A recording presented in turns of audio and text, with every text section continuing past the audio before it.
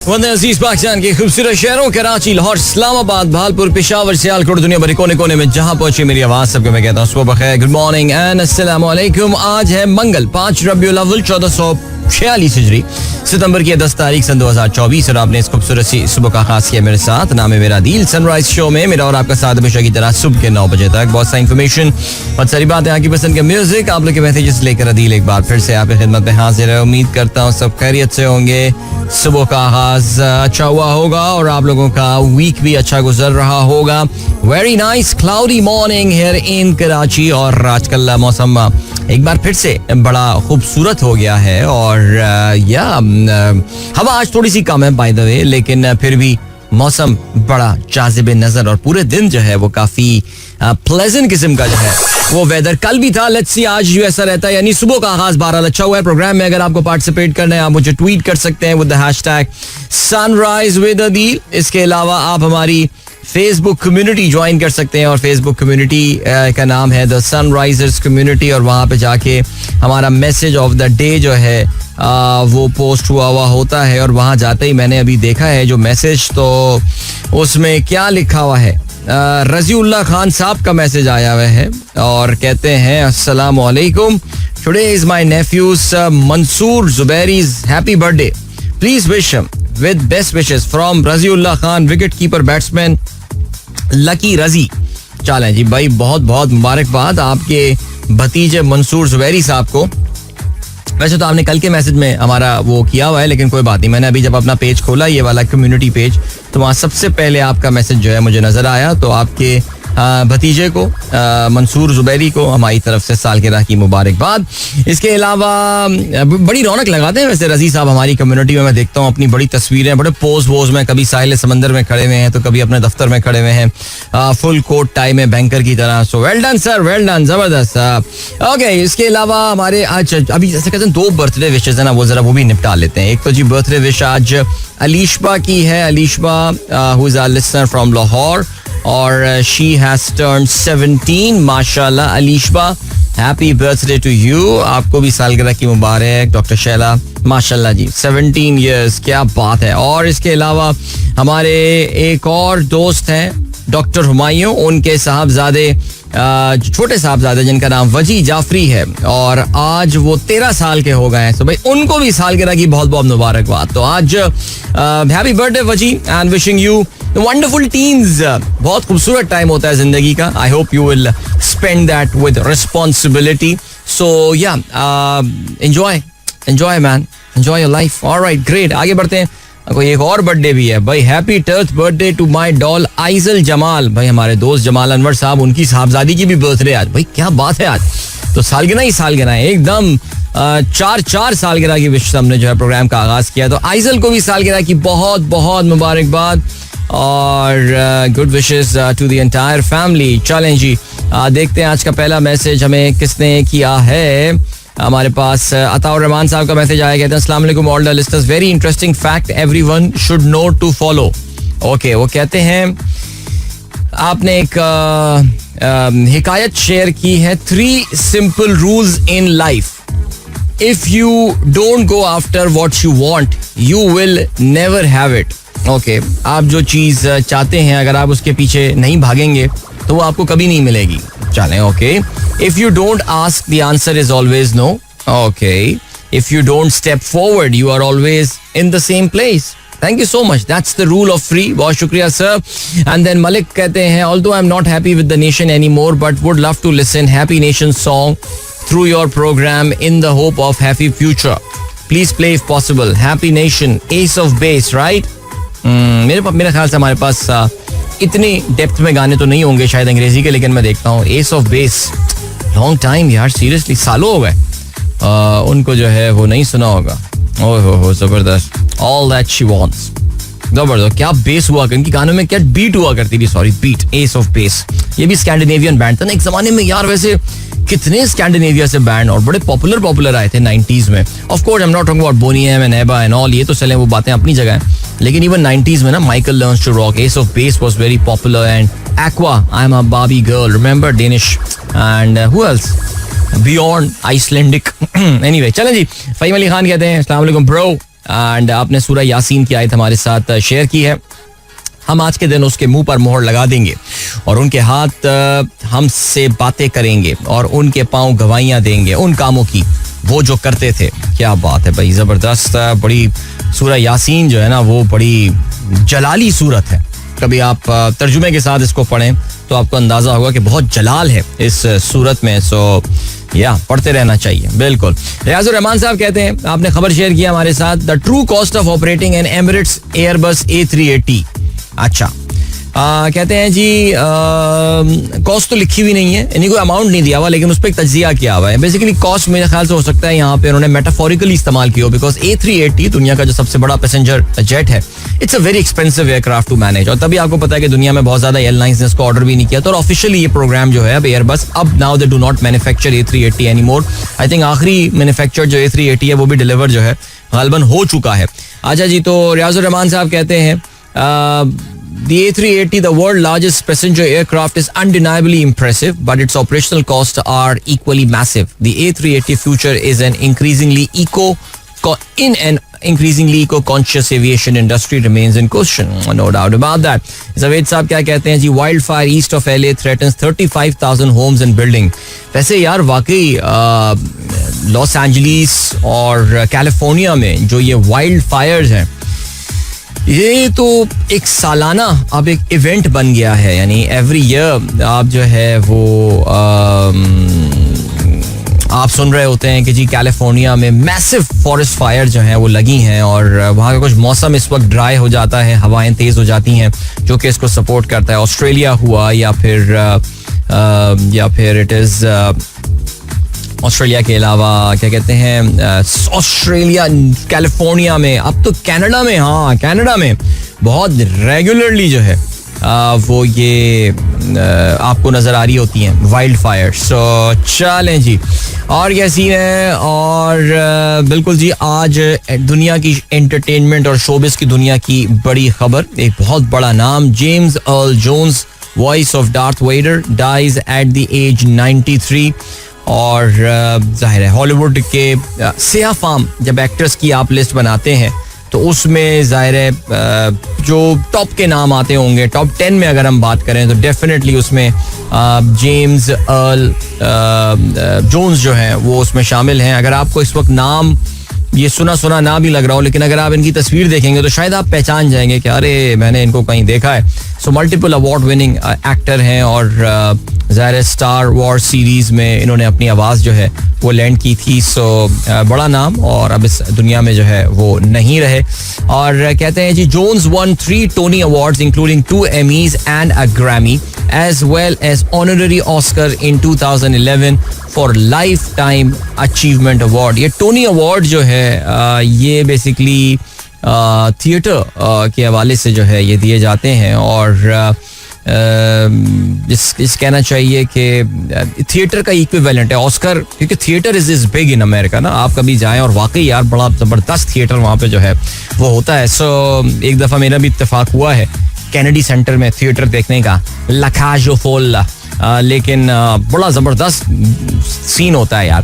Okay जी, Zeeshan bag साहब क्या कहते हैं, Owen Joseph Gerard Morgan CBE, born 10th of September 1986, is an Irish English former cricketer, current commentator, captain England cricket team in limited overs cricket from 2015 until the international retirement in June 2022, considered as one of the best captains England had. बिल्कुल जी, Irish born oven Morgan आज अपनी सालगिरह celebrate कर रहे हैं और 1986 की पैदाइश है इनकी. इसका मतलब ये कि 38 साल के, अभी भी 38 साल के हुए हैं. कब से हम देख रहे हैं ओवेन मॉर्गन को क्रिकेट खेलते हुए, अभी जस्ट 38 अभी भी यार, but is a good commentator no doubt. बड़े तज्जियाती इनकी जो है वो कमेंट्री होती है. अंग्रेज कमेंटेटर जनरली अच्छे ही होते हैं, लेकिन great cricketer no doubt about that. Of course world cup winning captain for England as well, और 2022 में इन्होंने जो है वो अपनी क्रिकेट से रिटायरमेंट का ऐलान किया था. इसके बाद एमी अली क्या कहते हैं, तुम्हारे हाथ थामने से जो एक वाज़ेह चीज़ मैंने महसूस की वो ये कि जब तुम हाथ थामती हो तो मेरे खाली हाथों में जिंदगी की लकीर वाज़ेह हो जाती है. वाह क्या बात है. खैर से अब तक जिंदा हूँ. एमी अली ने अपनी तस्वीर भी भेजी है. काफ़ी आज रोमांटिक मूड में लग रहे हैं और रोमानवी असलूब आज उन्होंने अपना इख्तियार किया हुआ है सुबह सुबह. अच्छा, मैंने अक्सर ये देखा है कि लोग रोमांटिक को रोमांचक कहते हैं. It's actually the wrong word, और मैं अक्सर लोगों की तस्वीर भी करता हूँ इस चीज में. सो रोमांचक जो हिंदी में वर्ड यूज होता है उसका मतलब होता है entertaining. It has got nothing to do with being romantic. Alright, तो उर्दू में हमारे यहाँ रोमानवी इसके लिए इतना खूबसूरत जब लफ्ज है तो हमें किसी और लफ्ज की तो जरूरत ही नहीं है. चलिए, जब एक ब्रेक की जाने बढ़ना है, लेकिन यार आज तो मुझे लग रहा है हैप्पी बर्थडे स्पेशल शो आ रहा है. Happy birthday Colin Firth, Colin Andrew Firth, CBE, 10 September 1960, English actor and film producer, 64 today. Firth was appointed commander of the Order of the British Empire in 2011. Birthday honored services to drama. जबरदस्त जी. Colin fourth बड़े जबरदस्त actor हैं और the king speech बहुत कमाल इनकी जो है वो मूवी थी और रियल लाइफ ड्रामा था ये.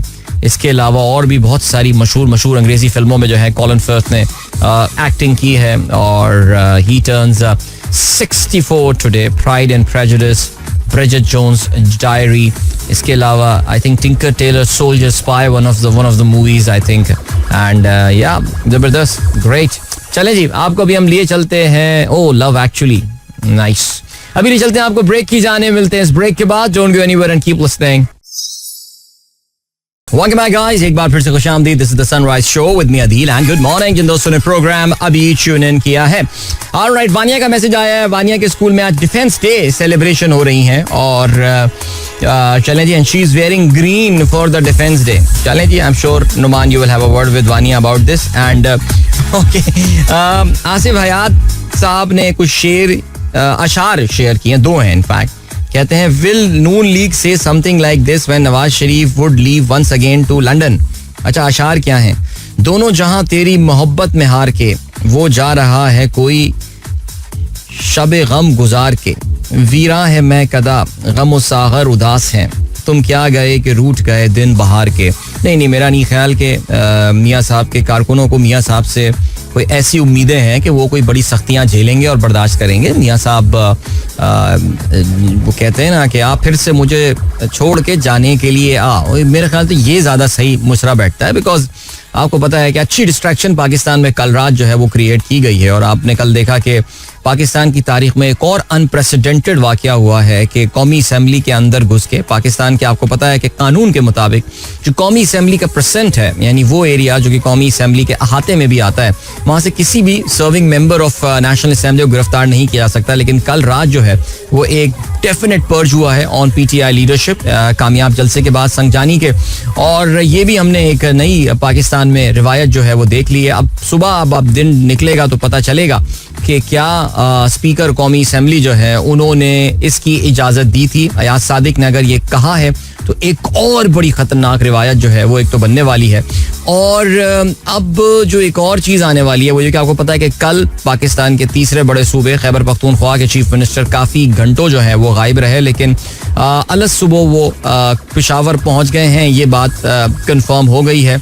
अब पेशावर पहुंच के उनका क्या एटीट्यूड होता है, क्या बयानात देते हैं, ये देखा जाएगा. आज का दिन बहुत अहम है, बहुत सारे हालात से, बहुत सारे मामलात के हवाले से. कल ही आपको पता है कि नया अदालती साल का आगाज़ हुआ जिसमें काजी फैज़ ईसा ने वही अपनी पुरानी बातें जो हैं की हैं, आइन का एहतराम, पार्लियामेंट का एहतराम, ये चीज़ें वो चीज़ें फलाना.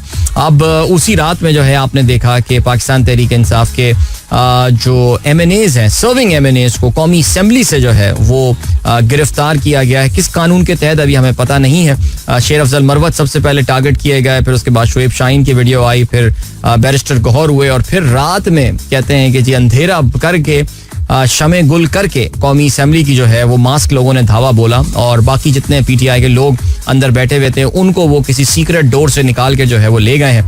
सो पाकिस्तान की पॉलिटिकल तारीख में ज़ाहिर है ये एक नया मामला जो है वो सेट हुआ है. अभी इंशाल्लाह हमारे सुबह मॉर्निंग शोज टेलीविजन चैनल्स के शुरू होंगे और सर्विंग मेंबर ऑफ कौमी असम्बली को इस तरह अरेस्ट करना है कौमी असम्बली से, इसके फ्यूज़ व बरक़ात पे जो है और इसके जो मुल्क के लिए मुल्क के वसीतर मफाद में क्यों ये इंपॉर्टेंट था, इस पर भी रोशनी डाली जाएगी। और केपी के जो प्राइम मिनिस्टर चीफ मिनिस्टर हैं वो इस पे क्या रिस्पॉन्स देते हैं, अली अमीन गंडापुर, बिकॉज परसों तो वो बड़े गरजे और बरसे थे और अली अमीन गंडापुर की तकरीर से कम ये एहसास जरूर हुआ कि मरियम नवाज ही सही लेकिन पाकिस्तान में किसी औरत की तो चले के साथ अगर बदतमीजी की जाए तो उस पे कहीं से रिस्पॉन्स आता है, वरना तो हमें ऐसा लगा था कि पाकिस्तान में चादर और चार दीवारी का तकद्दुस ही खत्म हो चुका है। सो चलें जी, देखते हैं आज का दिन इस बदकिस्मत मुल्क के लिए, इस इंतहाई बदकिस्मत मुल्क के लिए एक और चैलेंजिंग डे है। मामलात कहाँ पे जाके बैठेंगे ये सोचने की बात है, लेकिन अल्लाह ताला हम सब के लिए आसानियां पैदा करे, आमीन सुम्मा आमीन। और क्या सीन है जी, then we have got Fahim Ali Khan कहते हैं, bro yesterday you talk about the USA economy and informed that 144,000 jobs were created in the last quarter. My question is, are these jobs created in government sector or the private sector included in it? नहीं, ये government sector की jobs नहीं होती हैं यार, ये सब private sector वगैरह की जॉब ज्यादा होती हैं, गवर्नमेंट सेक्टर की बहुत कम जॉब्स होती हैं इसमें। और इसमें जो ज्यादा इंपॉर्टेंट पॉइंट बनता है फहीम, वो ये बनता है पूछने का कि ये क्या फॉर्मल सेक्टर में जॉब्स आती हैं या इनफॉर्मल सेक्टर में जो है वो जॉब्स आती हैं, ये भी एक इम्पॉर्टेंट पॉइंट है। लेकिन गवर्नमेंट सेक्टर में अमेरिका में कोई इतनी ज़्यादा एम्प्लॉयमेंट होती नहीं है जितनी आपको पता है कि हम तीसरी दुनिया के ममालिक में लोग इन नौकरियों को जो है वो करना चाहते हैं। जायदा शाहीन कहती हैं, अस्सलाम वालेकुम, कल मेरे वालिद साहब की बरसी थी, मैंने शो में मैसेज करके दुआ की दरख्वास्त की थी मगर आपने मेरा मैसेज शामिल नहीं किया। अच्छा, मेरी ना इस मैसेज से जायदा बहुत लिटरली मैं अब तपने लगा हूँ, यानी रोजाना आपका मैसेज शामिल होता है, रोजाना मैसेज शामिल होता है। कल मैसेजेस की इतनी बहुतात थी और जब भी मुद्दात काफ़ी ज़्यादा होती है मैं बोल भी देता हूँ कि यार बहुत ज़्यादा मैसेजेस है, मैं सबको शामिल ना कर पाऊँ। आपने कहा कि मैंने आपका मैसेज शामिल नहीं किया, नहीं, आपका मैसेज प्रोग्राम में शामिल नहीं हो सका। आपको पता है बहुत दर्द होता है, बहुत तकलीफ होती है जब आप ये बातें सुनते हैं ना कि मैं जानबूझ के आपका मैसेज छोड़ दिया। कल रात में भी हमारे एक दोस्त ने मैसेज किया, यार आपने मेरा मैसेज शामिल नहीं किया। यार रोजाना मैसेज आपका शामिल होता है, एक दिन मिस हो गया यार, माफ कर दो भाई को यार। आगे बढ़ते हैं। अच्छा जी, अस्सलाम वालेकुम, सुबह बखैर to all the beautiful sunrisers, everything you missed about iPhone 16, iPod 4 and Apple Watch 10। जी हाँ बिल्कुल, आईफोन कल रात में जो है वो लॉन्च हुआ है और अच्छा इंटरेस्टिंग इवेंट था। मैं काफ़ी देर तक बैठा हुआ जो है, मैं और हयान बैठे हुए हम लोग देख रहे थे। और या आई थिंक आईफोन के बारे में कहा यह जाता है that they were really slow to get into this entire AI thing, but अब उन्होंने कुछ AI रिलेटेड फीचर्स जो हैं वो लॉन्च किए हैं और कहते हैं कि या आई थिंक बस क्या बोलें यार, जिनको खरीदना है वो खरीदेंगे, ज़ाहिर है क्या किसी को फर्क पड़ता है। iPhone 16 और iPhone 16 Pro, ये दो फोन्स जो है वो इन्होंने लॉन्च किए हैं। I think the screen size is different, they going up to 6.9 inches when it comes to Pro Max and better battery, new color, 4K video। Prices क्या है, $1200 प्राइस है। आई थिंक पाकिस्तान में आते आते कोई तकरीबन 5-6 लाख का फोन हो जाएगा। बाज़ लोगों के लिए कोई फर्क नहीं पड़ता, हम डेफिनेटली कुछ लोग जो है वो उसको फौरन अपग्रेड कर लेंगे। और iPhone 16 जो है मेरे ख्याल से वो है $899 का। ठीक है, good on you guys, all the iPhone fans, go spend some money। आगे अल्लाह पूछेगा। चलें जी, और क्या सीन है। अभी आपको जो है वो हम एक ब्रेक की जानिब लिए चलना है और ऑफ कोर्स उसके बाद एक गाना सुनते हैं और फिर वापस आके आज के खबरात में शामिल आम खबरों पर नजर डालेंगे और मिलेंगे आपसे थोड़ी देर बाद। So don't go anywhere and keep listening. क्या यार गाना बनाया यार, जबरदस्त। अब्दुल्ला सिद्दीकी छा गए लड़के यार, मजा आया यार। मैं दोनों बात आज ही गाना सुना वैसे शो में वैसे तो हमारी गाड़ी की प्लेलिस्ट में ये गाना काफी ज्यादा होता है, लेकिन मजा आया गाना सुनने में। चलें जी, ग्रेट। अभी क्या सीन है, 7:53 हो चुके हैं। गुड मॉर्निंग जिन दोस्तों ने प्रोग्राम अभी ट्यून इन किया है। आयशा यासीन लाहौर में हमारा प्रोग्राम सुन रही हैं, थैंक यू सो मच, बहुत शुक्रिया। आदिल भाई please add me in the Islamabad group. Okay Yasir साहब, आपको हम इस्लामाबाद ग्रुप में ऐड कर लेते हैं और ओके चलें जी, गुड यार। अभी इनबॉक्स मैंने बड़े दिनों बाद अपना इनबॉक्स देखा ट्विटर का, काफी मैसेजेस आए हैं। अच्छा चलें जी, आगे बढ़ते हैं। नहीं, हमें तो अखबारात में शामिल अहम खबरों पर नजर डालनी थी, आगे कहाँ बढ़ते हैं, यहीं पर रुकते हैं। आइए देखते हैं अखबारात क्या। ओह, डॉन में क्या तस्वीर आई है। आइकॉनिक पिक्चर जो होती है ना, आइकॉनिक पिक्चर डॉन ने आज वो लगा दी है, और वो आइकॉनिक पिक्चर जो है वो पुलिस ड्रैग कर रही है. They are pushing down barrister Gohar, Pakistan Tehreek Insaf के चेयरमैन, इलेक्टेड लीडर हैं, पाकिस्तान के अवाम के नुमाइंदे हैं, और जिस तरह उनको जो है वो इसमें भी कोई पाकिस्तान के लिए खैर और बरकत ही होगी. आज हम इंशाल्लाह ये जियो न्यूज़ वगैरह पे सुनेंगे ये बातें. सो उनको जो है वो पुश करके गाड़ी में डाला जा रहा है. As I said, iconic picture. Now this is the picture that barrister Gohar अपने कमरे में फ्रेम करके लगवाएं. सीरियसली, डॉन ने लीड क्या बनाई है, कहते हैं पीटीआई टॉप ब्रास सूप्ड अब आफ्टर संजानी पावर शो. चलो आई एम हैप्पी कि डॉन ने अच्छी इसमें जो है वो एक लीड लगाई है. संजानी में जो हुआ, काफी सारे लोगों के वहम गुमान में नहीं था कि इतनी तमाम तर स्टेट के इतने पर्च के बावजूद पार्टी एक इतनी बड़ी रैली करने में कामयाब हो जाएगी, और बड़े बड़े लीडरान को जो है वो गिरफ्तार किया गया है. Gauhar, Marwat, Zubair whisked away by police from outside parliament. Shaheen picked up from his office. Several PTI leaders take shelter in assembly. जो कि गिरफ्तार आज रात गए. शमे गुल करके जो ऑपरेशन किया गया उसमें गिरफ्तार कर लिया गया. CM Gandapur whereabouts uncertain. CM Gandapur तकरीबन 8 से 9 घंटे गायब रहने के बाद नमूदार हुए हैं, और अब तक वो पेशावर पहुंच चुके होंगे. Police mount surveillance at exit point, plans to round up rest of the leadership by today. PTI terms crackdown as the setback for democracy. चलें जी आगे बढ़ते हैं. इमरान कहते हैं पोस्टपोन August 22 जलसा at establishment's request. Fresh Toshakhana case against ex prime minister and spouse referred to FIA court. आप जानते हैं जो नया नैब कानून जो था, नया तो नहीं, अब तो खैर उसको 2 साल से ऊपर हो चुके हैं, लेकिन तमाम तर कानूनी मामलात से गुजरने के बाद बिलाखिर काजी फाइज ईसा लेड बेंच ने जो है वो उस पर मोहर सब्त कर दी है, जिसके तहत आप जानते हैं नैब के हवाले से बहुत सारे लोगों के जो केसेस हैं उनको काफ़ी लीवे और काफ़ी आसानियाँ मिल गई हैं. आसानियाँ क्या मिली हैं, जिंदगी उनकी सुकून में आ गई है. सो बहरहाल अब ये हुआ है सीन के Imran Khan is also a beneficiary of that, और उनकी कल वकला की टीम ने जो है वो कोर्ट के सामने यही बात बोली जी कि अब आपकी जुरिस्डिक्शन ये नहीं है, जिस पे नैब के जो प्रोसिक्यूटर हैं उन्होंने भी ये बोला कि इस कानून के पास होने के बाद अब ये हमारी जुरिस्डिक्शन में नहीं है. सो ये केस जो है इसको FIA को ट्रांसफर कर दिया गया है. एक स्पेशल कोर्ट जो है वो उसको सुनेगी, और साथ साथ आप जानते हैं कि इन दोनों की बरियत की जमानत भी इन्होंने जो है बरियत की रिक्वेस्ट जो है वो भी इन्होंने जमानत की, नॉट बरियत, एक्चुअली जमानत की उन्होंने जो है वो रिक्वेस्ट दायर की है, जिसको कहते हैं आज इस पे कोई फैसला किया जाएगा. अच्छा जी, काजी फाइज ईसा साहब ने कल तकरीर की. कहते हैं I am not inclined towards an extension, deplores the tendency of abusing scandalising the judiciary, says improving case management system remains key aim. काफी सारे लोग दे were divided. Qazi Faez Isa informal तो उन्होंने जर्नलिस्ट के सामने ये बात बोली कि अगर टेनोर बेस भी ये कर दिया जाता है, जिस तरह आर्मी चीफ का 3 साल वाला टेनोर की कहानी होती है, अगर जज को भी ऐसा कर दिया जाता है, कह रहे हैं तब भी मैं ये लेने को तैयार नहीं हूँ ओहदा. बट बहरहाल जी कल काजी साहब की तकरीर सुन के कहीं से ऐसा नहीं लगा कि उसमें कोई अलविदाई एलिमेंट था, या वो कोई ये अपने वो passing on the baton as they say कि वो कुछ करने का उनका इरादा है. लेकिन बहरहाल देखते हैं जी आने वाले दिन में क्या होता है. काजी साहब चाहते तो इन सारी स्पेकुलेशंस को खत्म कर सकते थे, लेकिन उन्होंने बहरहाल नहीं किया. Allies congregate to mull constitutional package. Prime Minister President convene separate meeting. Strategy discussed to muster 2/3 majority for constitutional amendment. Fazal skips meeting despite President's invite. PM Shehbaz asks lawmaker to ensure attendance as bill passage is likely this week.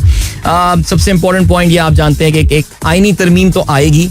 आईनी तरमीम के लिए क्या number game पूरा हो चुका है, ये एक पूछने वाली बात है. जाहिर है इसमें वैसे तो अभी as we speak number game पूरा नहीं है, लेकिन मौलाना फजलुर रहमान से उम्मीदें लगाई गई हैं कि वो साथ देंगे, उनकी पार्टी के लोग इसके हक में वोट देंगे. और कुछ आज़ाद जो लोग हैं, यानी जिसके बारे में इलेक्शन कमीशन ऑफ पाकिस्तान, जबकि इवन दो बड़ा क्लियर कट शॉर्ट ऑर्डर में उनको डायरेक्शन दी हुई है, लेकिन उन्होंने उसके बावजूद क्योंकि उनका नोटिफिकेशन PTI वाला जारी नहीं किया है तो उनको लिम्बो में रखा गया. और कहते ये हैं कि उसमें से 2-3 अहम लोग जो है वो गवर्नमेंट शायद तोड़ने में कामयाब हो गई है.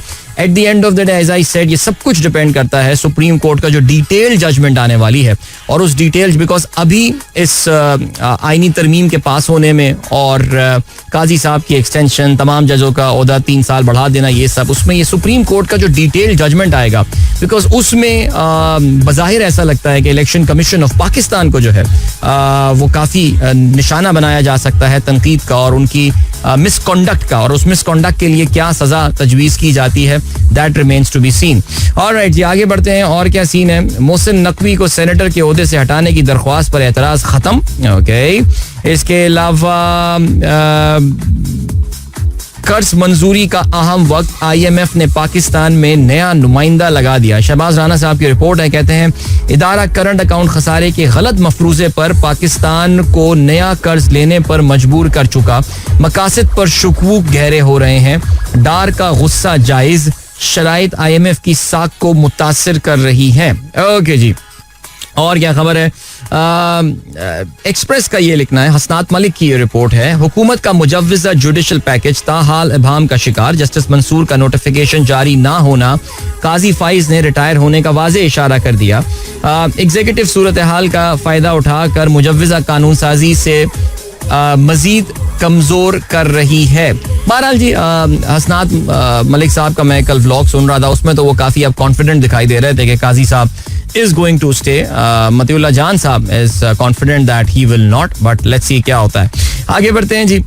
गंडापुर के काफा साफियों का असेंबली और सेनेट से वॉक आउट. ऑलराइट. और क्या है? नून लीग कहते हैं गंडापुर ने घटिया जबान इस्तेमाल की. एक और 9 मई की मंसूबा बंदी हो रही है. और काजी फाइज ईसा कहते हैं बेंच देखकर फैसले बताने का वक्त गुजर चुका. इस पे एक जर्नलिस्ट ने इनको बोला भी कि नहीं सर, मैं तो अभी भी बेंच देख के फैसले बता सकता हूं. तो सुना है काजी साहब को बात बहुत गिरा गुजरी और वो उठ के चले गए. बट बहरहाल चलें जी, टाइम चेक और कमर्शियल ब्रेक का हुआ है वक्त. मिलते हैं आपसे इसके बाद. Don't go anywhere and keep listening. Welcome back guys, एक बार फिर से खुशामदीद. This is the sunrise show with me Adeel and good morning. दोस्तों ने प्रोग्राम अभी ट्यून इन किया है. चलें जी, जल्दी से खेलों के हवाले से हम बात करते हैं. And let us start with cricket. Alright. और क्रिकेट में जो बड़ी खबर है वो क्या है भाई? Pakistan cricket board is going to launch a connection camp in a bid to rebrand cricket in Pakistan. Okay. और कहते हैं कि जी अच्छा, अपने कोई आइडिया तो लाने नहीं है ना. इंग्लैंड ने 2015 में जो अपनी क्रिकेट को रिव्यू किया था, अगर आपको याद हो, ODI वर्ल्ड कप में इंग्लैंड की टीम जो है वो 2015 में बहुत ही बदतरीन शिकस्त का उनको सामना करना पड़ा था और वो उससे बाहर हो गई थी काफ़ी जल्दी पहले ही राउंड से. सो अब पाकिस्तान क्रिकेट बोर्ड जो है वो they are taking the wholesale review. ये ESPN cricket info Daniyal Rasool ने ये खबर जो है फाइल की है. और कहते हैं they are going to take a wholesale review of all aspect of international and domestic cricket in a bid to restore the pride and excellence of Pakistan cricket. Okay. इसको कहते ये हैं कि जी उन्होंने कनेक्शन कैंप का जो है वो नाम दिया है. The board will invite both the head coaches Gary Kirsten and Jason Gillespie to Lahore. और चेयरमैन मोहसिन नकवी जो हैं वो खुद भी वहां पर बैठे हुए होंगे. लें चलें जी, तो नॉन स्टार्टर हो गया. अच्छा, इसके अलावा several centrally contracted cricketer including international captains like Shan Masood and Babar Azam will attend this camp which will be held on the 23rd of September. Pakistani cricket को रीब्रांड करने के लिए यार, come on, like seriously speaking, this is ridiculous. But खैर anyway, I mean the ridiculous things are happening all around us, so why not this. आपको पता है कि एक और अनवांटेड क्रिकेट टूर्नामेंट, जिसकी क्रिकेट टूर्नामेंट की किसी को भी जरूरत नहीं है, उसका आगाज जो है वो परसों से होने जा रहा है, जिसको चैंपियंस कप जो है वो कहा जा रहा है. अच्छा, मैंने तो इत्तेफाक से कल ये टीमें बैठ के जो है पढ़ी हैं, कि मैं तो शुरू में ही समझ रहा था कि जिस तरह, अच्छा नंबर 1, एक तो यार क्रिएटिविटी की तो मौत हो चुकी है ना क्रिकेट बोर्ड में. वही स्टैलियंस का नाम और वही डॉल्फिन्स का नाम और वही लाइन्स का नाम, जो कि ABN AMRO T20 कप में आज से गालबन कोई 20 साल पहले यूज किए गए थे, उन्हीं नामों को जो है वो आज तक इस्तेमाल किया जा रहा है. ठीक है, फाइन. उसमें आपको पता है कि कुछ शहरों के साथ नामों की एसोसिएशन हो गई थी. कराची डॉल्फिन्स हो गई थी, जो कभी नहीं जीतते थे, बिल्कुल डॉल्फिन की तरह मासूम से टीम हुआ करती थी, फाइनल में हार जाया करती थी. लाहौर लाइन्स हुआ करते थे, सियालकोट स्टैलियंस, पेशावर पैंथर्स हुआ करते थे एंड स्टफ. वही नाम मेरे ख्याल से अभी भी रखे गए. लेकिन मैं I was honestly thinking that these are city based team, लेकिन अंदाजा ये हुआ कि no, this is not a city based team. ये तो टीमों की रैंडम सिलेक्शन की गई है और उसके तहत so there are Karachi based player who are playing in Lahore and there are Lahore based player who are representing that. In fact there are no city teams. So these are just 5. मुझे honestly speaking, somebody just tell me the need for this tournament. Faisalabad की मुर्दार wicket पे ये tournament करवाया जा रहा है, ODI format में ये टूर्नामेंट करवाया जा रहा है. व्हाट इज द पर्पस, यानी ओडीआई टूर्नामेंट जिसको जाहिर है वो कहते हैं जी हम चैंपियंस ट्रॉफी के लिए तैयारी करेंगे. जिस वक्त ये आइडिया आया था मैंने उस वक्त ये बात बोली थी कि यार लेट्स से आपके टॉप 5 प्लेयर्स कोई निकल कर आ जाते हैं, और मजेदार बात ये है कि ये टॉप 5 प्लेयर जो हैं ये आपकी इस वक्त स्क्वाड का भी हिस्सा नहीं है ओडीआई के. तो क्या आप इन खिलाड़ियों को ड्राफ्ट करेंगे for the champions trophy? Like when is Champions Trophy taking place? No, it is not taking place in 2026. ये अब से कोई 5 महीने बाद ये टूर्नामेंट होने वाला है. इस दौरान 5 महीने में हम कितनी ओडीआई क्रिकेट खेलेंगे आप अपने फिंगर्स पे काउंट कर सकते हैं. Like what is the, बस क्योंकि जी एक बादशाह सलामत ने एक आइडिया दे दिया है, अब उसको जो है वो इम्प्लीमेंट किया जाएगा. करो जी, ऐसी वक्त का ज़िया है. मुझे लग रहा है बस लहू गर्म रखने का है बहाना, वरना कोई होने वाला कुछ है नहीं भाई. बेहतर है कोई कंडीशनिंग कैंप टाइप लगाएं, कुछ करें इस तरह की चीज. इंग्लैंड की टीम पाकिस्तान आने वाली है, बहुत बड़ी सीरीज है, और पाकिस्तान की जो बदकिस्मती या जो कबाड़ चला है पिछले 2-2.5 साल में 3 साल में पाकिस्तान क्रिकेट का, उसको सही रास्ते में लाने की एक बड़ी अच्छी अपॉर्चुनिटी है. इंग्लैंड की टीम ने अभी श्रीलंका के खिलाफ कल ही सीरीज अपनी कंक्लूड किया, उस पर हम बात करते हैं. उनके खिलाड़ी काफी सारे नए खिलाड़ी हैं, आइए उनको स्टडी करते हैं, उन पर प्रैक्टिस करते हैं, कुछ करते हैं. 3 हफ्ते का कंडीशनिंग कैंप एक लगा देते हैं सीरीज से पहले.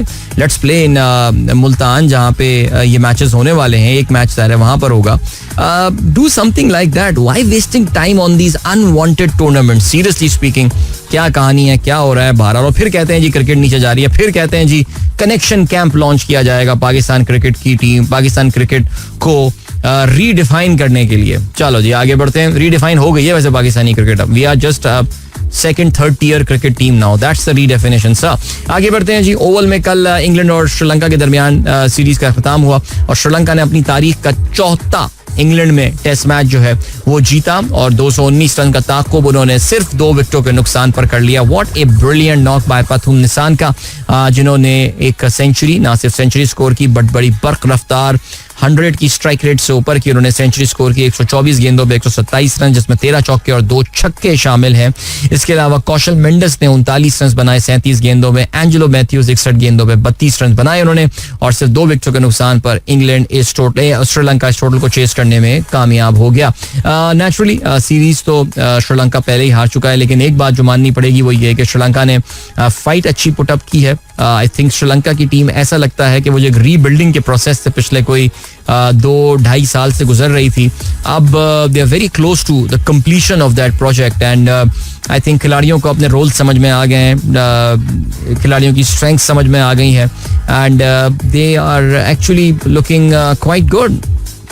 एक्सेलेंट, जबरदस्त, वेल डन. तो ये हो गई जी सूरत यार. इंग्लैंड की टीम जाहिर है अब कुछ दिन के इंतजार के बाद जो है 3 हफ्ते के इंतजार के बाद फिर पाकिस्तान आ जाएगी, और Sri Lanka will be playing in India by the way. So ya चलें जी, इसके अलावा इंडिया में बात करते हैं. ग्रेटर नोएडा में टेस्ट मैच होना है, 1 of test match between Afghanistan and New Zealand, लेकिन कल बारिश की वजह से, मुसलसल होने वाली बारिश की वजह से अनफॉर्चुनेटली ये मैच का आगाज जो है वो नहीं हो पाया. चलें और क्या खबर है हमारे पास जो है वो कुछ फुटबॉल के हवाले से है बात. और नॉर्वे का कल मैच हुआ था जिसमें 2-1 से उन्होंने ऑस्ट्रिया के खिलाफ कामयाबी हासिल की, लेकिन जो अफसोसनाक खबर है स्पेशली आर्सेनल के फैंस के लिए वो ये कि आर्सेनल के जो टीम कैप्टन है मार्टिन ओडेगार्ड, वो कल मैच में सब्स्टिट्यूट हुए हैं आफ्टर एन इंजरी. और very sad news actually, because Odegaard जो है वो गोल तो ज्यादा स्कोर नहीं करते, लेकिन Martin Odegaard he is like the key play maker right now for Arsenal. लेकिन खैर चलें जी, देखते हैं उनकी इंजरी की नौयत जो है वो क्या होती है. इसके अलावा कल मैच खेला गया फ्रांस और बेल्जियम का. फ्रांस ने 2-0 से बेल्जियम के खिलाफ कामयाबी हासिल की, और फ्रांस की जानिब से मुआनी और डेम्बेले ने जो है वो गोल स्कोर किए. एंड देन इटली और इसराइल के दरमियान मैच था, और ये मैच जो कि खेला गया बुडापेस्ट में, इसमें 2-1 से कामयाबी हासिल की इटालियन साइड ने. ओके चलें जी, और कोई खबर स्पोर्ट्स की कर रहा तो नहीं गई खबर हमारे पास स्पोर्ट्स की. देखते हैं एक सेकेंड, पाकिस्तानी अखबार मैंने खोल के नहीं देखा. अरे यार हॉकी, और यार हॉकी कैसे भूल सकता हूँ यार. कल क्या मैच हो गया यार साउथ कोरिया के साथ.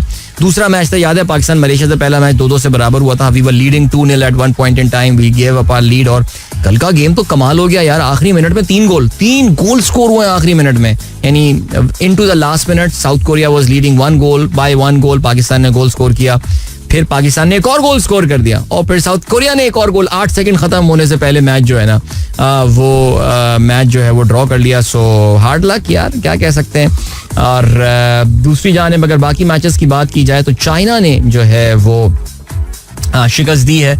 ये इम्पोर्टेंट मैच हो गया. चाइना ने जो है वो मलेशिया की टीम को जो है वो शिकस्त दी है and well done to them यार. और 2 के मुकाबले में 4 गोलों से, यानी चाइना भी टफ फाइट देने वाला है हमको. इसके अलावा भारत ने जापान को 5-1 से शिकस्त दी है. सी ये जो एशियन चैंपियंस ट्रॉफी हो रही है चाइना में, ये हॉकी टूर्नामेंट, ये बेसिकली सिर्फ और सिर्फ इस वक्त ये डिसाइड करने के लिए कि इंडिया को कौन हरा सकता है. बिकॉज इंडिया जिस लेवल की हॉकी खेल रहा है इस वक्त, वो तो यूरोपियन लेवल की आपको पता है ना हॉकी खेल रहे हैं इस वक्त. मैंने उनका पहला मैच देखा था और उनकी वो पासिंग और ये वो फिटनेस एवरीथिंग, ओफ अमेजिंग यार, जबरदस्त, ग्रेट. आगे बढ़ते हैं जी. और क्या सीन है चैंपियंस की जंग से हटाओ यार, ये तो ऐसे ही है. कोई और काम की खबर हमारे पास. CPL में इमाद वसीम की मैच विनिंग ऑलराउंड कारकर्दगी, उन्होंने 3 और इमाद वसीम ने 2 विकेटें ली. अच्छा, और बैटिंग में क्या किया, 17 रन बनाकर फिनिशिंग लाइन अबूर करवाई टीम को. अच्छा जी, नाम नेहाद, और यार ये बड़ी फिट खबर थी, इस पर क्यों नहीं बात की हमने. इफ्तिखार अहमद जो है, नाम नेहाद ऑलराउंडर इफ्तिखार अहमद खुद को टेल एंडर कहने लगे. यानी यार सीरियसली, टेल एंडर वो होता है कि जो बॉलर होता है और फिर वो बैटिंग भी करने लगता है थोड़ी सी.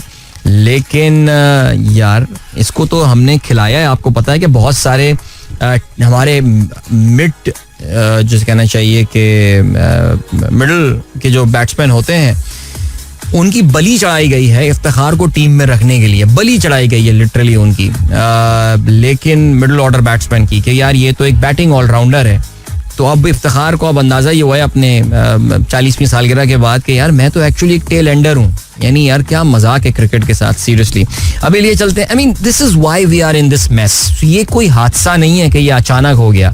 ये एक पूरी की पूरी ऐसा लगता है कि एक और मैं बार बार यही बोल रहा हूँ कि सिर्फ इस चेयरमैन को ब्लेम करना इज नॉट इनफ. ये कोई 3-4 साल से चल रहा था. ये वर्क इन प्रोग्रेस इन्वेंट्री था. ये WIP लिखते थे ना, वो अब आपके सामने जो कमबख्ती है वो मुकम्मल तौर से अब सामने आ गई है कि वो जिसको आपने पूरे 2 साल क्रिकेट खिलाई, मिडिल ऑर्डर बैट्समैन, वक्त जाया किया उसने. यार अनबिलीवेबल, हमने इस आदमी को सुपर ओवर खेलने को भेज दिया था, जो अपने आप को अब कहता है भाई मैं तो टेल एंडर हूँ. वाह जी वाह, जबरदस्त. ले चलते हैं ब्रेक की जाने, मिलते हैं इसके बाद. Don't go anywhere and keep listening. Okay my guys, एक बार फिर से आपको खुशामदीद कहते हैं. This is the sunrise show with me Adeel and good morning. जिन दोस्तों ने प्रोग्राम अभी ट्यून इन किया है, ऑलराइट, आगे चल के जरा हम थोड़ी सी बैनुल अक़वामी मौज़ूआत पे भी नजर डालेंगे.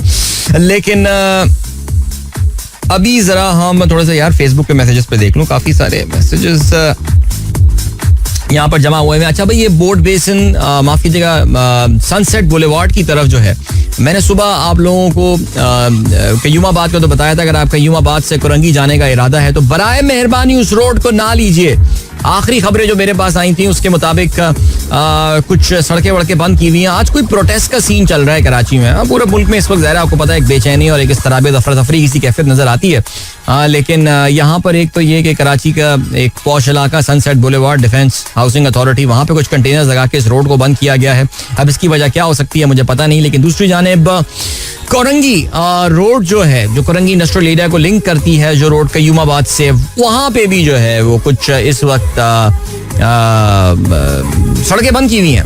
अब क्या वजह है पता नहीं है, तो आप बहुत ख्वार हो जाएंगे अगर आप उस तरफ गए. चलें जी, इसके अलावा आगे बढ़ते हैं जी. नबील मिर्जा चौथाई साहब, थैंक यू सो मच, बहुत शुक्रिया आपके मैसेज का. सैयद अली उमैर कहते हैं अस्सलाम वालेकुम to everyone who gets to see this. Couldn't sleep at all last night after seeing what happened last night in Islamabad. कुछ भी कह नहीं सकता और इंशाल्लाह things will get only better. Okay जी. अमर लाल कहते हैं the beginning is always hard, life rewards those who work hard for it. जबरदस्त, we should not give up. Thank you sir, क्या बात की आपने. इस्लामुल thank you. My daughter Shifa is celebrating her 9th birthday. Umair Ahmed Sheikh की साहबजादी शिफा आज 9वीं सालगिरह अपनी सेलिब्रेट कर रही हैं. Dude, see there is something about Septembers and birthdays. I think there is a theory about it, you know that. लेकिन माशाल्लाह बहुत सालगिरह हैं आजकल, काफी ज्यादा विशेष हो रही हैं. जबरदस्त. Umar, happy birthday to you and Shifa. And मेरा मतलब happy birthday to Shifa and congratulations to the entire family. Faisal Chishti कहते हैं, सो कॉल्ड बाबा सियासत once said democracy is the best revenge. We are facing this reality even now and then. यार अगर democracy नहीं तो फिर क्या, सवाल ये पैदा होता है ना. डेमोक्रेसी होने दें, देख लेते हैं. Good morning, what is going on in Isloo. Sumer साहब, यार सुमेर तो आपको पता होगा, रात भर तो आप जागते हैं, हमें क्या पता. अच्छा जी, block colony is jam packed. Block colony, ये मुझे नाम नहीं सुना मैंने इसका, कौन सी है ये. मोहसिन पाशा कहते हैं block colony is jam packed. Oh Baloch colony, Baloch, auto correct, Baloch colony. यार सी गाइस, सुन लें भाई, ये एक बार फिर से सुन लें. अब मैं आपको बताऊंगा नहीं. अगर आप लोग शहीद मिल्लत एक्सप्रेस वे लेकर कहीं इधर उधर जाने का प्लान है, things are pretty bad today. Qayyumabad पे कहानी काफ़ी ख़राब लग रही है. इसके अलावा जो कोरंगी क्रॉसिंग रोड है वहाँ पे भी कहानी काफ़ी बैड है. सो इसके अलावा सनसेट बुलेवार्ड का भी जो है वो सिलसिला कोई इतना अच्छा जो है वो लग नहीं रहा है. सो या बी केयरफुल गाइस, आज थोड़ी सी ट्रैफिक में परेशानी है. अस्सलाम वालेकुम, खुशामदीद, सत बिस्मिल्लाह जी आयानू, तहसील मेलसी. बहुत शुक्रिया जी आसिफ साहब and Batool, thank you so much. कुछ लोग PIA और कराची एयरपोर्ट के पुराने दौर का जिक्र करें जब बड़ी बड़ी एयरलाइंस कराची का रूट फखर से बनाती थी. हमीद अख्तर ख्वाजा. सो हम क्या इस पे क्या बात करें. ख्वाजा साहब, अच्छे दौर था, एक खूबसूरत यादें हमारी थी उस दौर की, लेकिन उसको बात करके दिल दुखता है सर, क्या बताएं.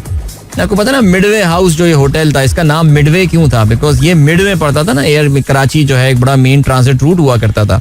जहाज जो है उस जमाने में इतने लॉन्ग हॉल नहीं जाया करते थे, तो दे नीडेड सम प्लेस. ये दुबई से पहले जो है वो ये हमारा मिडवे हुआ करता था, यहाँ पे रुका करती थी एयरलाइंस.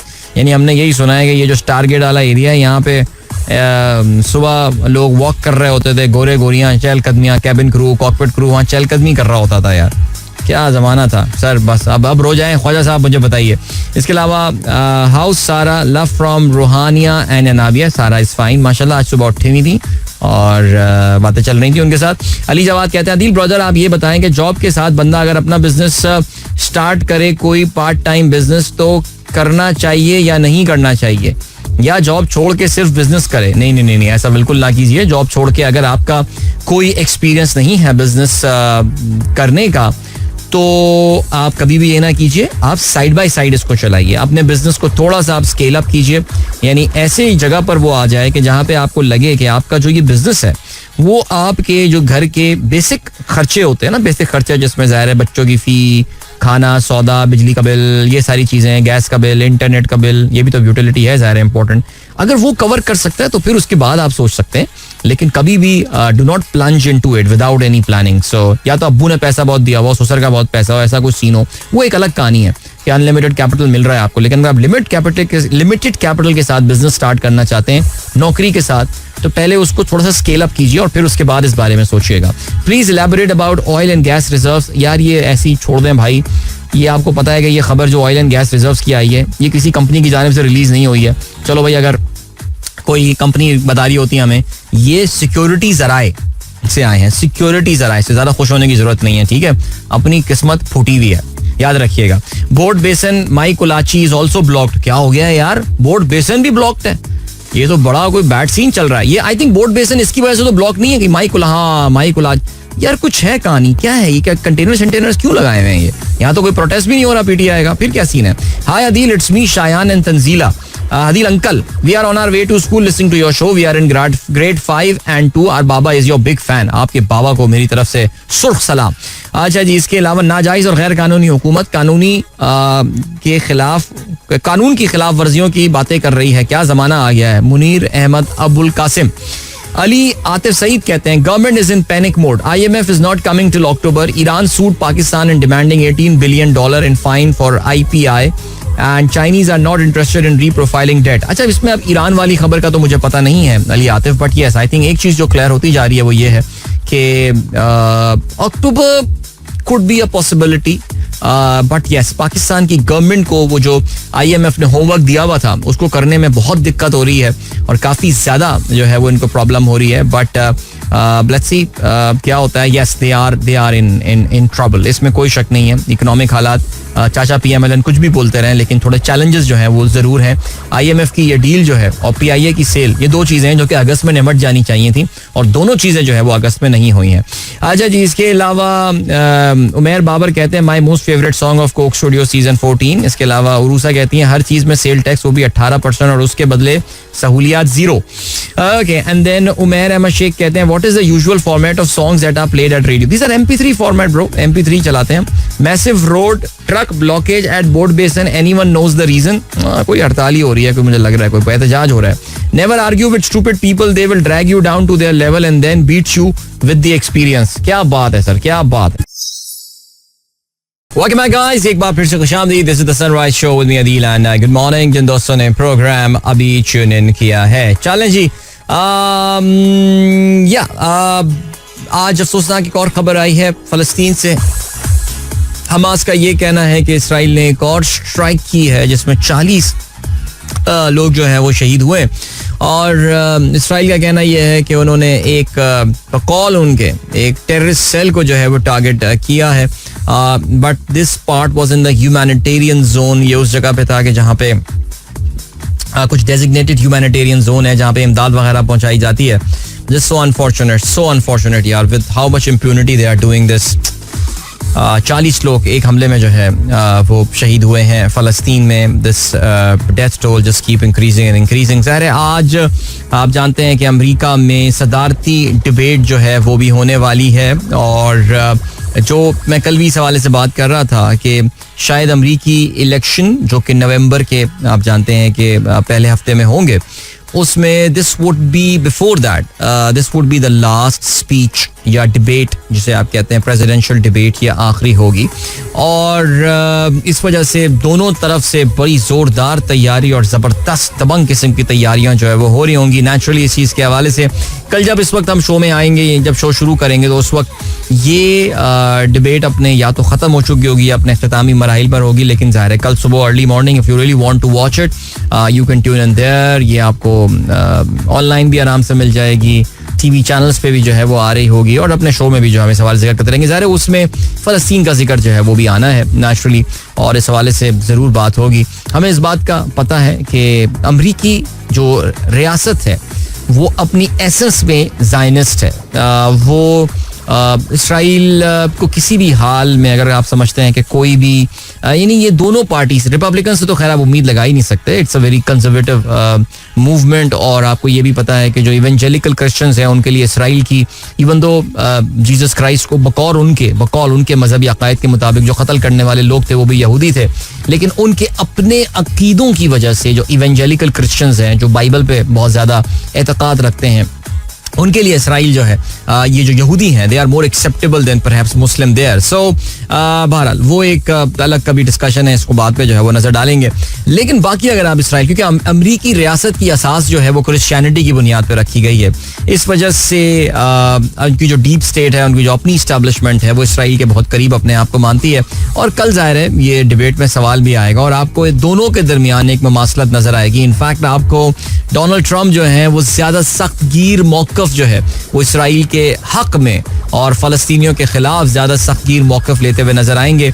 कमला हैरिस को यहाँ पे जरा थोड़ी सी एक टाइट रोप पे जो है ना वॉक करना पड़ता है, बिकॉज जो अमेरिकन लेफ्ट है, जो कि बाएं बाजू की सोच रखने वाले लोग हैं, उनके लिए, उनका फिर भी फलस्तीनियों के लिए जो है वो कुछ एक सिंपैथी वाला फैक्टर जरूर है. जाहिर है अगर आप अरब कम्युनिटी, मुस्लिम कम्युनिटी जो कि आम तौर से डेमोक्रेट्स को वोट करती है, अगर आप उनकी बात करें तो वो तो जाहिर है उनका पर्सपेक्टिव इन्हीं के हवाले से, फलस्तीन के हवाले से तो वो जाहिर है एक ही मौक़िफ़ है तकरीबन सबका, सिवाय देरार चंद एक को थोड़ी बहुत जो है वो इस तरह की हैं मामलात कि जिसमें मुसलमानों में और अरब्स में भी जो है वो इसराइल को सपोर्ट करते हैं. बिलीव इट और नॉट, देयर आर लाइक हमारे अपने मुल्क में एक अमेरिकन एक्सेंट में एक जर्नलिस्ट अक्सर टीवी चैनल पे नजर आ रहा होता है, Ahmed Qureshi. He is a very pro Israel guy. I mean वो ही इवन विजिट्स इजराइल, वहाँ के लोगों से मिलता जाता रहता है, वो पूरा दिन फिर इमरान खान को बुरा भला कहता रहता है. वैसे बड़ी अजीब सी बात लग रही है, अभी वो टाइम्स ऑफ इसराइल में एक इंटर्नी से आर्टिकल लिखवाया, आपको पता ना, एक फ्रीलांसर बंदी ने आर्टिकल लिखा और उसको कितनी प्रोमिनेंस हमारे यहाँ दी जा रही है. सो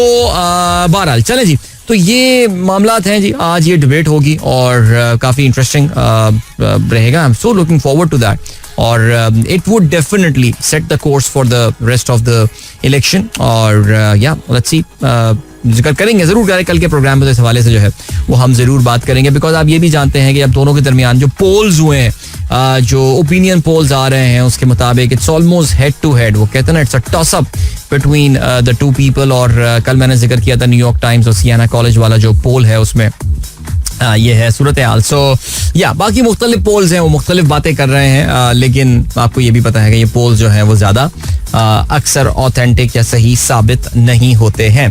दूसरी जानिब और कौन सी बड़ी खबर है, यस, एप्पल ने अपना फ़ोन जो है वो लॉन्च कर दिया है, आईफोन 16. एप्पल के जो फॉर्च्यून्स हैं, they have been dwindling a bit, okay. और कल काफ़ी तफसील से हम यूट्यूब पे भी इस हवाले से बात कर रहे थे. एप्पल आईफोन जो है वो लगता ये है कि एज अ प्रोडक्ट कैटेगरी काफी हद तक स्टेल होता जा रहा है, बिकॉज कोई मेजर आईफोन में कोई डेवलपमेंट जो है वो पिछले कई मॉडल से जो है वो नजर नहीं आई है. गालबन आईफोन 11 या 12 से जब 13, अच्छा मुझे तो पता भी नहीं ऑनेस्टली आईफोन के बारे में ज्यादा, लेकिन जब उन्होंने अपना एक शेप चेंज किया था, that was the last major shift. कहते ये भी है कि आईफोन में जो AI फीचर्स हैं उसकी भी रेस में ये काफ़ी पीछे हो गए. अगर आप इनके कंपेटिटर्स की बात करें, if you talk about Samsung, बल्कि सैमसंग का आजकल वसीम भाई का ऐड भी एक आ रहा है जिसमें आप ये देखिए कि उसमें वो लैंग्वेज ट्रांसलेटर वाली चीज़ जो उन्होंने की है वो बेसिकली है ये कि AI based feature. And then अगर आप Huawei की बात करें, अच्छा तो वो उनकी भी अभी बात करते हैं हम. सो उस रेस में ये पीछे रह गए, लेकिन बहरहाल तो they have introduced a new phone. 2 categories हैं, 16 है और 16 Pro Max है इनका, गालबन इसी नाम से. 16 Pro है, नॉट मैक्स एक्चुअली. और बेहतर प्रोसेसर है, कैमरा बेहतर है. उन्होंने एक नया बटन ऐड कर दिया है जिससे आप मल्टीपल फंक्शंस जो है वो परफॉर्म कर सकते हैं. बट हमें एक बात पता है that IMF revenues in 2024 have been lower compare to 2023. और काफ़ी बड़ी जो इनको नुकसान उठाना पड़ा है जिस मार्केट में, वो है चाइना. और चाइना में जो उनके अपने लोकल ब्रांड्स हैं, Huawei खास तौर से, उन्होंने बड़े ज़बरदस्त मोबाइल फ़ोन लॉन्च किए. इनफैक्ट Huawei अपना मेट सीरीज़ जो है, उनकी जो फ्लैगशिप सीरीज़ है, उसका जो एक 3-fold फ़ोन है, यानी 3 तह वाला फ़ोन XT के नाम से, वो आज लॉन्च करने वाला है. सो अभी आईफोन ने अपना फ़ोन जो है वो लॉन्च कर दिया. Huawei अपना फ़ोन जो है वो आज लॉन्च करेगा, जो कि ऑफ कोर्स चाइनीज़ मार्केट में आईफोन को टारगेट कर रहा होगा. ऑलरेडी इस फ़ोन के, यानी लॉन्च से पहले ही Huawei के इस फ़ोन के 3 मिलियन यानी 30 लाख यूनिट्स जो हैं वो प्री बुक हो चुके हैं. सो चाइना की मार्केट में पिछले साल तक आईफोन, जो दुनिया की सबसे बड़ी स्मार्टफोन मार्केट है, iPhone was the number 1 brand there, but now it is number 5. Chinese government ने भी जो है वो काफ़ी सख्ती की है आईफोन के इस्तेमाल के हवाले से. आप सरकारी इदारों में वहाँ पे या सरकारी मुलाजमीन जो है वो आईफोन इस्तेमाल नहीं कर सकते. सो या लेट्स सी कैसा रहता है इसका रिस्पॉन्स. एंड आगे बढ़ते हैं, चलें जी. और क्या सीन है, अकबर मंजूर साहब कहते हैं, कॉमरेड सुर्ख सलाम, please control emotions on radio. अच्छा जी, ठीक है. ये बात अगर मुझे सुननी होती है अकबर मंजूर साहब तो मैं बहुत पहले सुन चुका होता. बहरहाल मुझे पता है आप लोग मोहब्बत में ही जो है ये मैसेज करते हैं, but great, thank you so much. अच्छा जी. And then you forgot to mention Google Pixel 9 the AI giant. Arshad Gumro, यार गूगल पिक्सल की कितनी मार्केट है अरशद, मुझे आप ये बताइए. I mean you compare to iPhone, you compare to Samsung and then you compare to Huawei. Google Pixel actually is very niche market sort of a phone. उसकी एक अपनी एक लॉयल एक मार्केट है, बट वो जो इतनी कोई खास इनरोड्स गूगल पिक्सल बना नहीं पाया इन द स्मार्टफोन मार्केट, जो शायद इनसे गूगल से आप एक्सपेक्ट करते हैं. सो बहरहाल इस पे भी बात कर लेंगे. अभी आपको जो है हम लिए चलते हैं ब्रेक की जाने. मिलेंगे आपसे इस ब्रेक के बाद. Don't go anywhere and keep listening. Welcome back guys, एक बार फिर से आपको खुशामदीद कहते हैं. This is the sunrise show with me Adeel and good morning. जिन दोस्तों ने प्रोग्राम अभी ट्यून इन किया है, ऑलराइट. अभी Zarabia, thank you so much for your message. And then अब इंग्लैंड अपना सारा गुस्सा हम पे निकालेगा.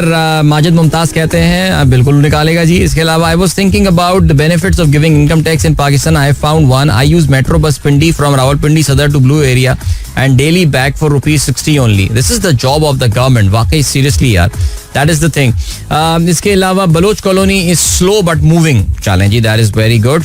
सुहेब खान कहते हैं अस्सलाम वालेकुम. Regarding ईरान's $18 billion फाइन जो उन्होंने पाकिस्तान से रिकवर करना चाहता है, wondering how can Iran impose or recover that penalty. Given it is already under sanctions and internationally isolated, please shed some light on it. So what Iran plans to do is that they want to take Pakistan to the court of the arbitration, जो world bank का एक court है, और वहां पे वो पाकिस्तान पे penalty impose करवा देंगे. सो कभी ना कभी तो मामला ज़ाहिर निपटेंगे, निकलेंगे, और वहां से ज़ाहिर देखो इससे जो इससे ज़्यादा जो खतरनाक चीज़ है वो एक्चुअली रेपुटेशनल रिस्क है. बिकॉज आप जब अपनी सॉवराइन गारंटी देते हैं, जब मुल्क अपनी जबान देता है तो फिर उस पर अमल करना चाहिए. So yeah I think you are right to some extent कि वो पाकिस्तान के कौन से ऐसे असासे हैं कि जिस पे वो कब्जा कर सकते हैं, क्या कर सकते हैं. हो सकता है पाकिस्तान 18 बिलियन, हमारी तो बड़ी बड़ी कंपनियों की मार्केट कैपिटलाइजेशन इतनी नहीं है, काफ़ी सारी कंपनियां मिला लें तो फिर भी उप्स अल्हम्दुलिल्लाह क्या हो गया, बोलते बोलते अचानक छींक आ गई. Okay, so yeah you are right, I think it will be challenging, लेकिन वो अपना जो पॉइंट है वो तो सेट कर देंगे ना. ओके जी, इसके अलावा एक सेकंड जी, हाँ, एक ये मेरे पास अरशद गुमरो ने एक फेसबुक का कमेंट शेयर किया हुआ है which is regarding stock market. Now please hear this out. ये किसी ने फेसबुक में कुछ ये मैसेज किया हुआ है. कहते हैं in 1999 I purchased PSO share. At that time $1 equal to 60 Pakistani rupee. I purchased PSO one share average around 609 rupees, which equals to $10.15. Today my shares are worth less than $1. This time PSO was that time PSO was a blue chip stock. Due to circular debt drama, it kept on falling. Today at my retirement age, my investment portfolio total's worth is 1/10 time of my total investment. Until our national currency is falling, I will never advise any youngster to invest in Pakistan property, stocks, etc. Please increase our exports and blah blah blah blah blah blah blah blah blah blah blah. Okay, उस पे जो है वो हमारे दोस्त अरशद गुमरो कहते हैं बात तो सच है, स्पेशली फॉर PSX. बिल्कुल गलत बात है, बिल्कुल गलत बात है. इस तरह के लंगड़े लूले किस्म के एनालिसिस की बुनियाद पे जो है ना वो बराए मेहरबानी लोगों को डीमोटिवेट और लोगों को डिस्करेज ना किया करें. देखिए ये बात प्लीज सुन लीजिए, और से सुन लीजिए. अगर आप एक ऐसे आदमी हैं जो कि अपने पोर्टफोलियो को मैनेज नहीं कर सकता, ठीक है, अपने पोर्टफोलियो को जो है पोर्टफोलियो मैनेज करने से मुराद, जैसे अगर आप मुझसे पूछें तो मेरा आज से 1.5 साल पहले जिन कंपनियों में मैंने इन्वेस्ट किया हुआ था उनके मुकाबले में और आज के मुकाबले में मेरी कंपनियां बिल्कुल डिफरेंट है. मेरे पोर्टफोलियो की कंपोजिशन जो है वो बिल्कुल डिफरेंट हो गई है. ठीक है, बिकॉज वक्त के साथ साथ साल में 1 या 2 दफा आप अपने पोर्टफोलियो को एडजस्ट करते रहते हैं. ये थोड़ी कि एक शेयर लेके बैठ गए, अब खुदा की कसम 60 साल की उम्र तक, रिटायरमेंट की उम्र तक मैं नहीं बेचूंगा. जिस वक्त ये जो हादसा हुआ है सर्कुलर डेट का, PSO वाला, ये क्या अचानक हुआ है? वन फाइन डे 2009 में हम उठे और पता चला पाकिस्तान में सर्कुलर डेट आ गया. ये एक स्नोबॉलिंग इफेक्ट था. They should have taken an exit from PSO. So guys please understand, अगर आपके पास मेरी तरह फारिग टाइम है और फालतू टाइम है और आप बैठ के कंपनियों की फाइनेंशियल स्टेटमेंट नहीं पढ़ सकते, और जाहिर है हर किसी का जाहिर टेक्निकल इसमें एक्यूमेंट होता भी नहीं है, there is nothing wrong in that. So मेरा तभी तो मशवरा आप लोगों को ये है, मेरे साथ जो लोग अक्सर थोड़ी बहुत मशवरे के लिए आते हैं, मैं जनरली उन लोगों को पहले म्यूचुअल फंड में इन्वेस्ट करवाता हूँ कि यार म्यूचुअल फंड में होता ही है कि यस उनके मैनेजमेंट फी होती है, सारी चीजें होती हैं, लेकिन अगर आप इन द लॉन्ग रन देखेंगे तो ये इस किस शेयर में घुसना है, किस शेयर में पैसे डालने हैं, क्या करना है, ये फंड मैनेजर की जिम्मेदारी बन जाती है.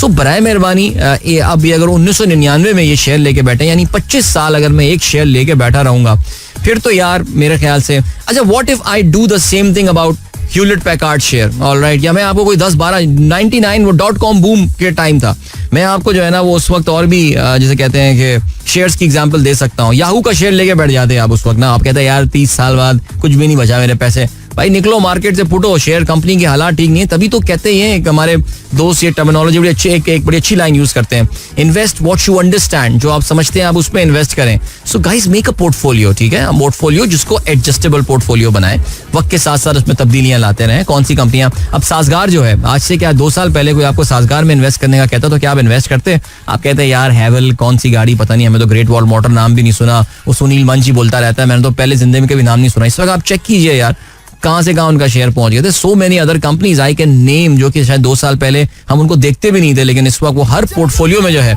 वो आपकी एयर लिंक की एग्जांपल आप ले लीजिए, जिस वक्त उसका IPO आया था, पीपल वर सो अनसर्टन क्या होना है इस कंपनी का, क्या होगा सिलसिला, but look at what how things are going there. I mean so I can just name so many companies.